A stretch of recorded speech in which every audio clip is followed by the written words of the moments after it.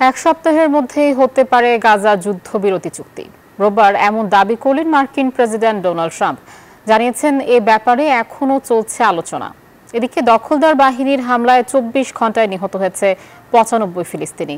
এখন পর্যন্ত প্রাণহানি 58,000 ছাড়িয়েছে। গাজা উপত্যকায় জ্বালানি সংকট ভয়াবহ পর্যায়ে পৌঁছেছে।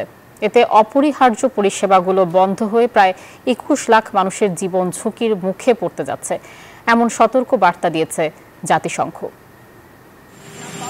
গাজা উপত্যকার সংকট নিরসনে আবারও আশার বাণী দিলেন ডোনাল্ড ট্রাম্প। রোববার সাংবাদিকদের কাছে মার্কিন প্রেসিডেন্ট বলেন, আগামী এক সপ্তাহের মধ্যে একটি সমঝোতায় পৌঁছাবে ইসরায়েল ও হামাস।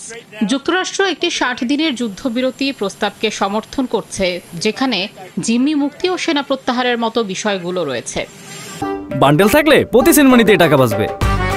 বিকাশ সেনমানি বান্ডেল কিনে জিতুন প্রতি লেনদেনে। তবে এমন আশার বিপরীতে গাজায় ভয়াবহতা বাড়ছেই। ইসরায়েলি হামলায় মৃতের সংখ্যা 58,000 ছাড়িয়েছে। রোববার গাজা শহরের একটি বাজারে বিমান হামলায় হতাহতের ঘটনা ঘটেছে।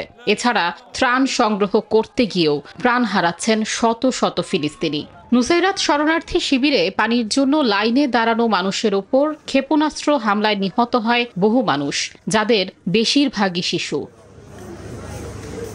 সরাসরি হামলার পাশাপাশি সেখানকার মানবিক সংকট পৌঁছেছে চূড়ান্ত পর্যায়ে। জাতিসংঘের 8টি সংস্থা যৌথভাবে সতর্ক করেছে, জরুরি ভিত্তিতে জ্বালানি না পেলে হাসপাতাল, পয় নিষ্কাশন এবং খাদ্য বিতরণের মতো জীবন রক্ষাকারী সব সেবা পুরোপুরি বন্ধ হয়ে যাবে।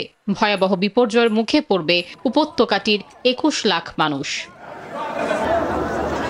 Desk report, news 24।